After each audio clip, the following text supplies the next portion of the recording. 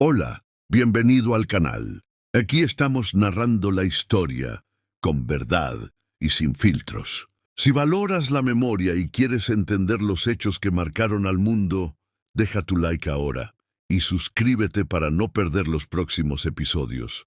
Tu apoyo mantiene viva la historia. Comencemos. ¿Sabías que no todos los campos nazis tenían el mismo objetivo?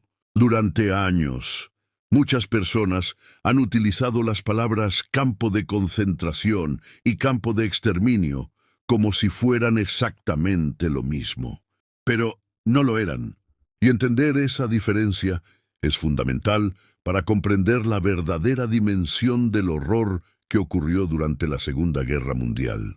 Prisioneros debilitados, hambre, miedo. Sin embargo, detrás de esas imágenes existía una estructura organizada, fría, planificada y con propósitos distintos. Algunos campos fueron creados para encarcelar, otros para explotar trabajo forzado, y otros fueron diseñados con un único objetivo: matar. Sí, matar de manera sistemática. El régimen de Adolf Hitler no construyó un solo tipo de campo. Construyó un sistema que comenzó persiguiendo opositores políticos, que luego se expandió contra judíos, gitanos, prisioneros de guerra, personas con discapacidad y cualquiera considerado enemigo del Estado. Los primeros campos surgieron poco después de que los nazis llegaran al poder en 1933. En ese momento, el objetivo principal era aislar y silenciar a quienes se oponían al nuevo régimen. Pero con el paso de los años, la maquinaria se volvió más cruel, más organizada, más industrial. Lo que comenzó como represión política terminó convirtiéndose en un plan de exterminio masivo. Aquí es donde nace la gran confusión. Un campo de concentración no era exactamente lo mismo que un campo de exterminio. En los campos de concentración, los prisioneros podían permanecer meses, incluso años, sometidos a trabajos forzados, hambre extrema, enfermedades, violencia constante. Muchos morían, pero la muerte no siempre era el objetivo inmediato. En cambio, los campos de exterminio fueron creados con una finalidad clara y directa: eliminar vidas humanas lo más rápido posible. No eran centros de detención prolongada, eran lugares de llegada, selección y muerte. Trenes cargados de personas llegaban diariamente, y en cuestión de horas, miles eran asesinadas. Entender esta diferencia no es solo un detalle histórico, es comprender cómo un Estado moderno, con leyes, con instituciones, con tecnología, pudo transformar la burocracia en una herramienta de muerte. Hoy, cuando hablamos de estos lugares, no hablamos solo de estructuras físicas. Hablamos de decisiones humanas, hablamos de ideología, hablamos de propaganda, hablamos de deshumanización y, sobre todo, hablamos de memoria. Porque recordar la diferencia entre concentración y exterminio es recordar cómo el odio puede evolucionar paso a paso hasta convertirse en genocidio. En este video vamos a analizar con claridad qué era cada tipo de campo, cómo funcionaban y por qué esa diferencia marcó la historia para siempre. Prepárate para entender no solo los hechos, sino el sistema que los hizo posibles. Porque conocer la historia no es revivir el pasado, es evitar que se repita. Para entender la diferencia entre campo de concentración y campo de exterminio, primero debemos viajar al inicio de todo. Alemania, año 1933. Un país humillado tras la Primera Guerra Mundial, golpeado por la crisis económica, con millones de desempleados y una población desesperada por estabilidad. En ese escenario de caos surge una figura que promete orden, grandeza, recuperación nacional: Adolf Hitler.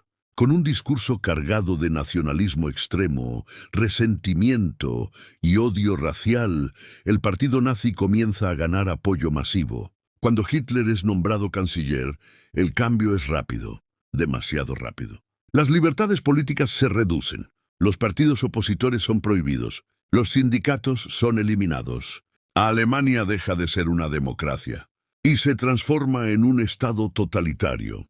El régimen necesitaba controlar, necesitaba silenciar, necesitaba intimidar. Y así nacen los primeros campos de concentración. En esta etapa inicial, el objetivo principal no era el exterminio masivo, era neutralizar enemigos políticos, comunistas, socialdemócratas, intelectuales críticos, personas consideradas peligrosas para el nuevo orden. Pero la ideología nazi no se limitaba a la política. Desde el principio, estaba basada en la idea de superioridad racial, en la creencia de que existía una raza aria pura y que otros grupos eran inferiores. Los judíos fueron señalados como enemigos internos, culpados por la derrota en la guerra anterior, culpados por la crisis económica, culpados por conspiraciones imaginarias. La propaganda trabajó sin descanso. Periódicos, carteles, escuelas, radio, todo repetía el mismo mensaje, una y otra vez, hasta que el prejuicio se transformó en normalidad. En 1935, las leyes de Nuremberg legalizan la discriminación.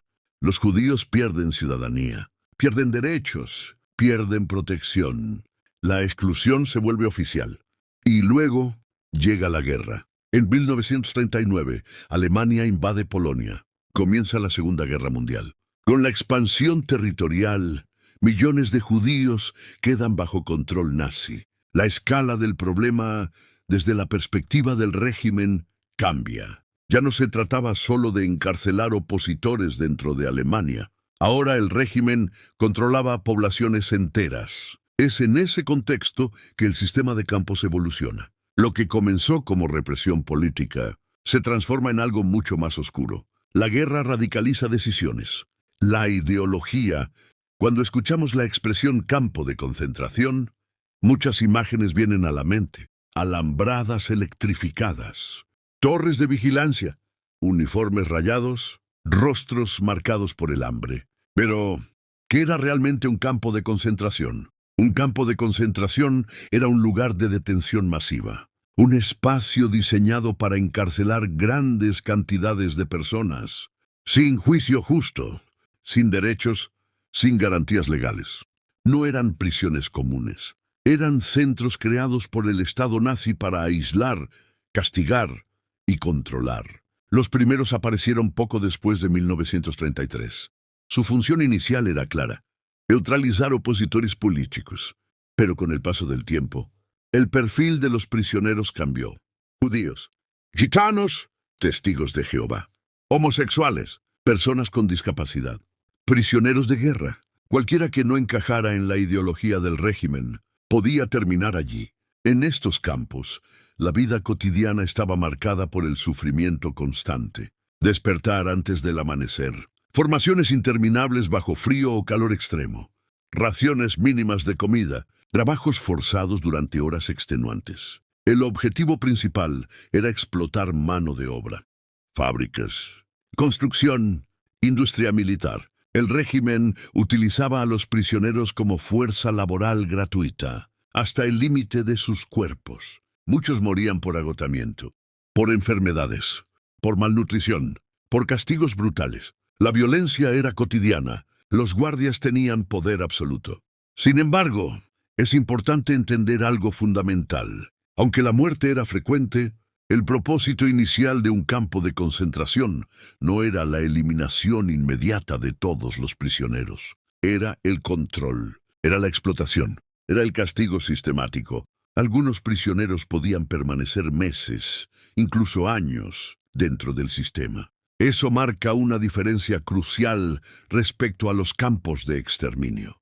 En los campos de concentración existía registro detallado, número de prisionero, categoría, trabajo asignado. La burocracia lo organizaba todo. El sistema buscaba deshumanizar, reducir personas a números, eliminar identidad, eliminar dignidad. El hambre debilitaba, el miedo paralizaba, la incertidumbre destruía psicológicamente. La supervivencia dependía muchas veces de suerte, de habilidades, de ser considerado útil para el trabajo. Pero incluso dentro de ese horror, hubo actos de resistencia.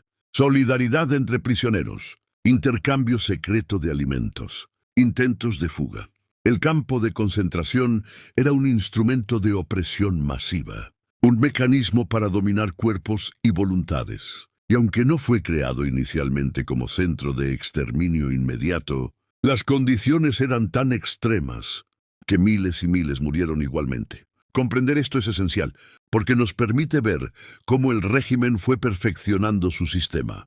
Primero encarcelar, luego explotar, y finalmente, en ciertos lugares, eliminar de forma industrial. Si los campos de concentración no fueron creados inicialmente para el exterminio inmediato, entonces, ¿cuál era su verdadero propósito? La respuesta es clara.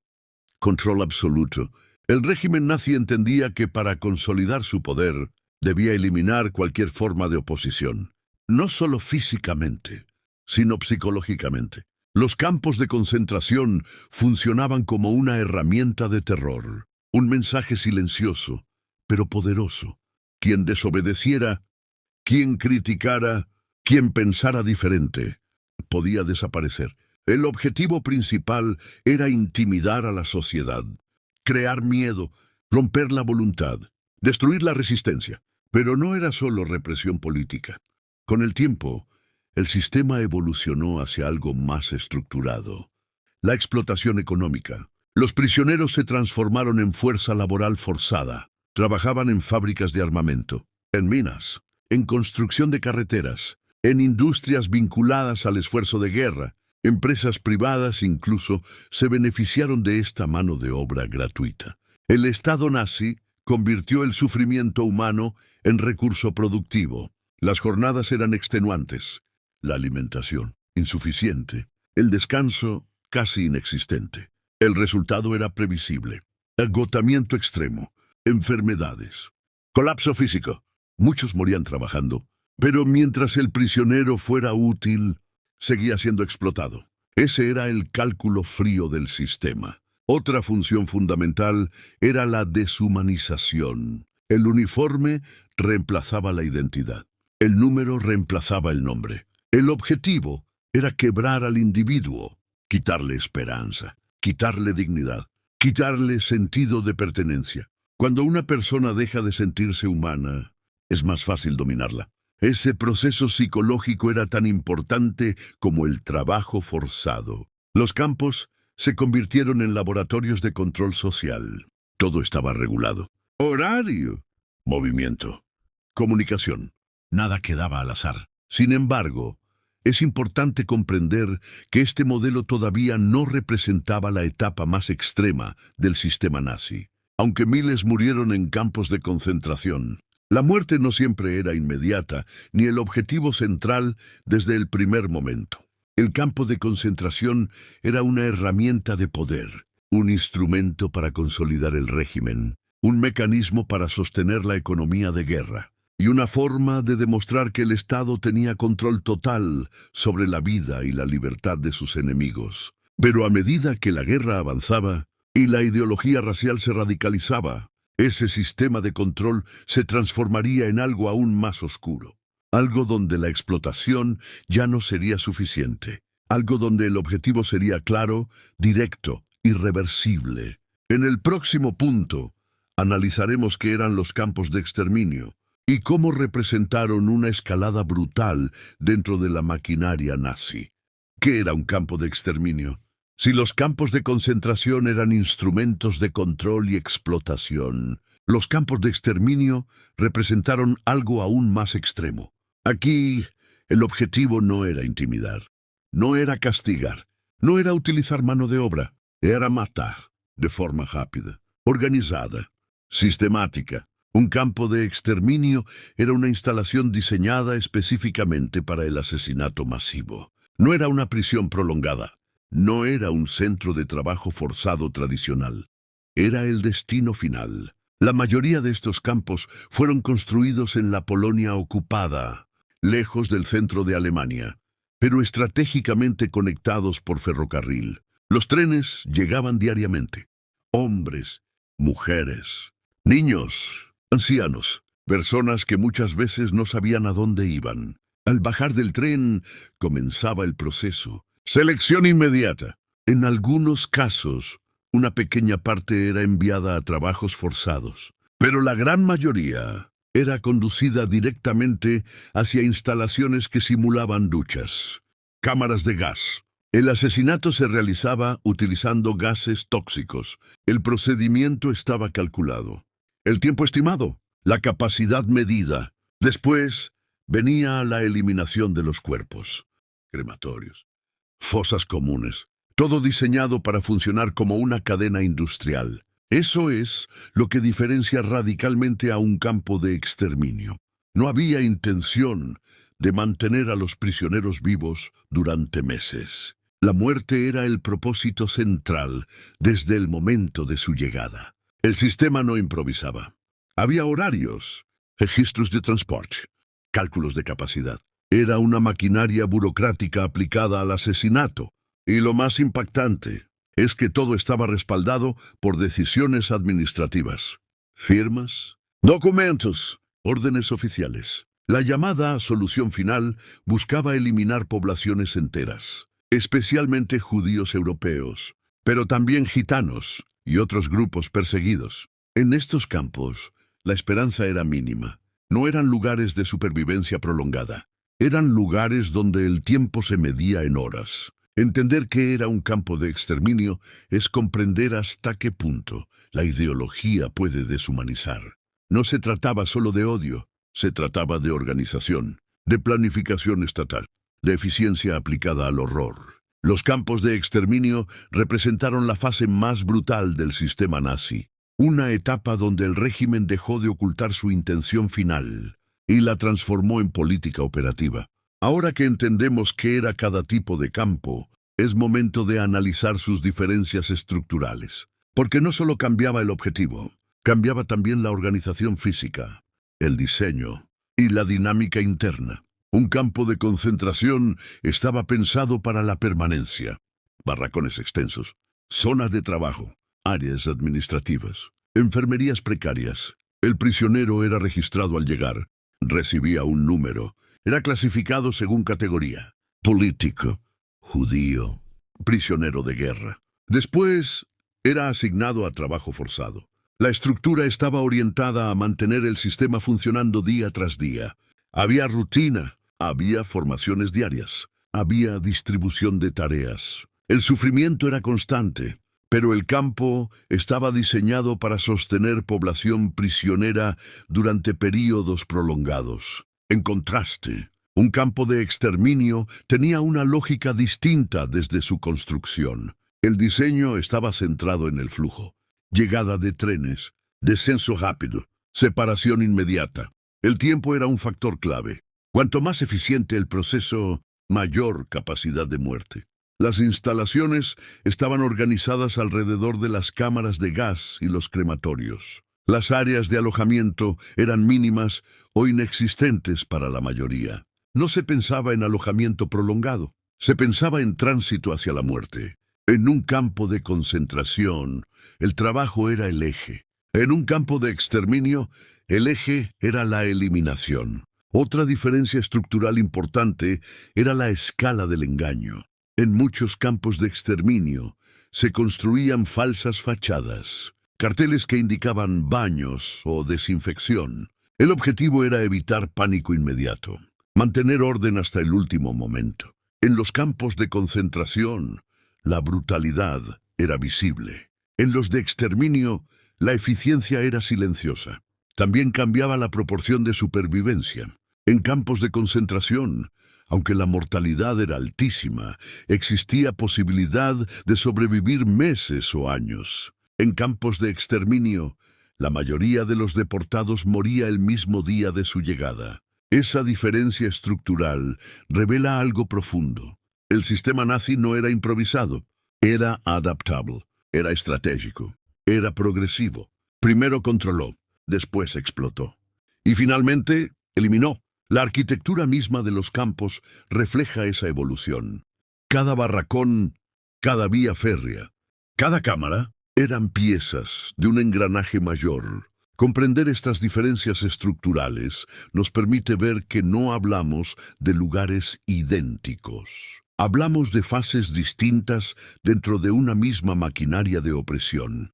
Y en el siguiente punto analizaremos dónde estaban ubicados estos campos y por qué su localización también formaba parte del plan.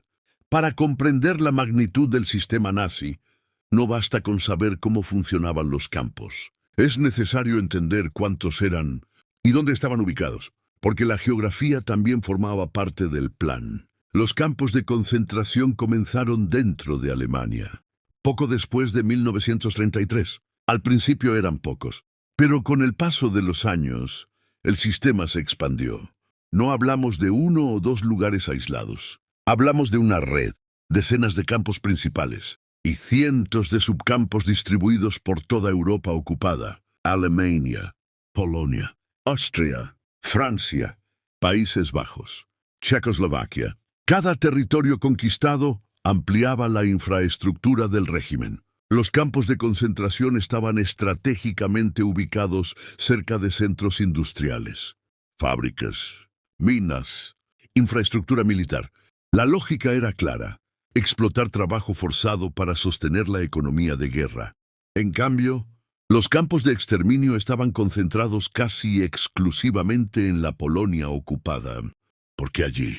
Porque era una región con gran población judía, porque estaba lejos del centro político alemán y porque ofrecía aislamiento geográfico. El régimen buscaba distancia, discreción, control absoluto del entorno. La mayoría de los campos de exterminio operaron entre 1942 y 1944.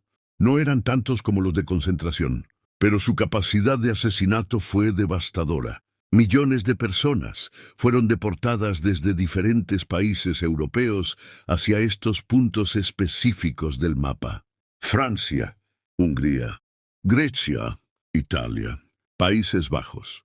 Trenes cruzaban fronteras, cargados de familias enteras. La red ferroviaria europea se convirtió en una herramienta esencial del sistema. La ubicación de los campos no fue casual. Respondía a cálculos logísticos. Proximidad a vías férreas, capacidad de aislamiento, facilidad de expansión. Cada punto en el mapa representaba una decisión estratégica, y cada traslado implicaba coordinación administrativa entre múltiples instituciones. La magnitud del sistema demuestra que no fue obra de unos pocos individuos aislados. Fue un proyecto estatal, con planificación territorial, con recursos asignados, con apoyo logístico.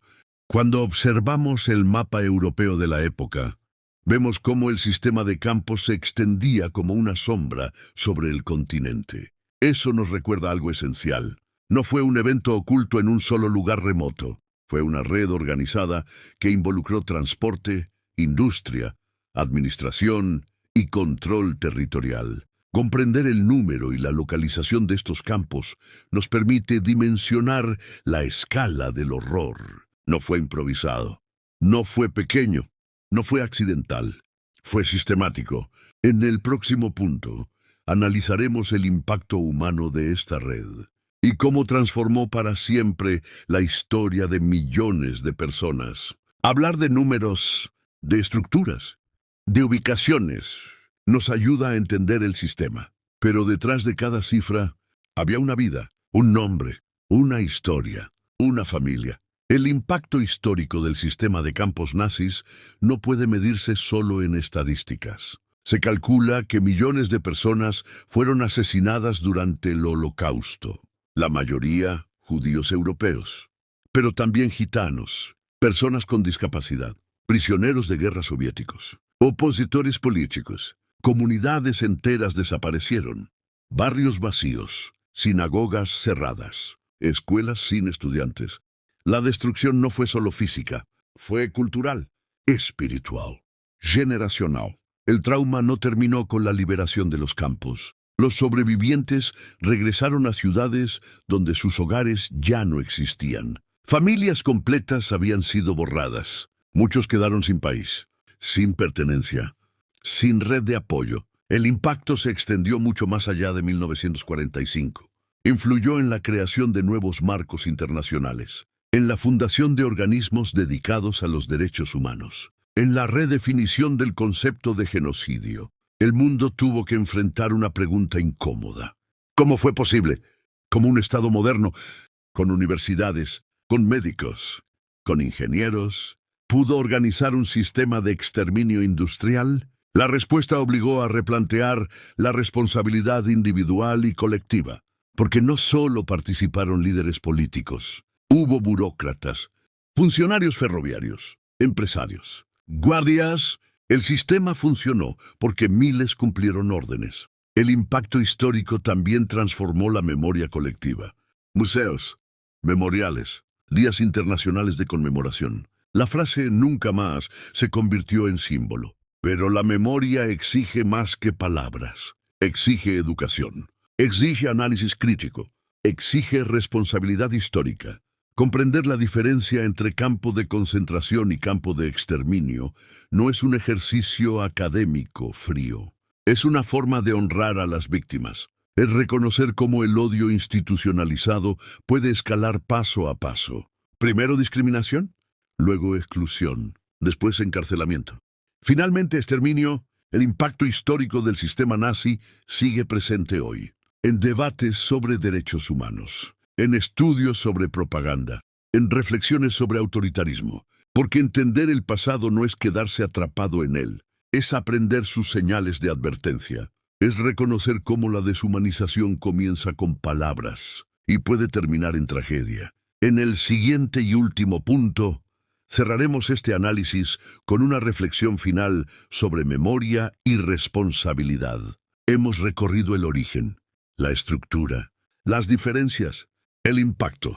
Pero ahora debemos detenernos un momento, respirar y reflexionar, porque esta historia no trata solo de edificios rodeados de alambradas, trata de decisiones humanas. El sistema de campos nazis no apareció de la nada, no comenzó con cámaras de gas, comenzó con discursos, con propaganda, con división. Comenzó señalando a un grupo como diferente, como inferior, como culpable. Después vino la exclusión.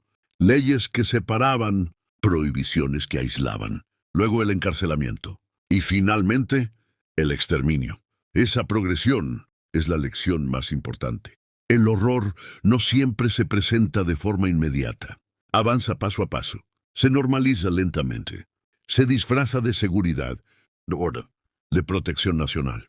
Entender la diferencia entre campo de concentración y campo de exterminio nos muestra esa evolución. Nos revela cómo un sistema puede transformarse. Primero controlar, después explotar y finalmente eliminar. La memoria histórica no existe para alimentar el odio, existe para prevenirlo. Recordar no es abrir heridas, es impedir que se repitan.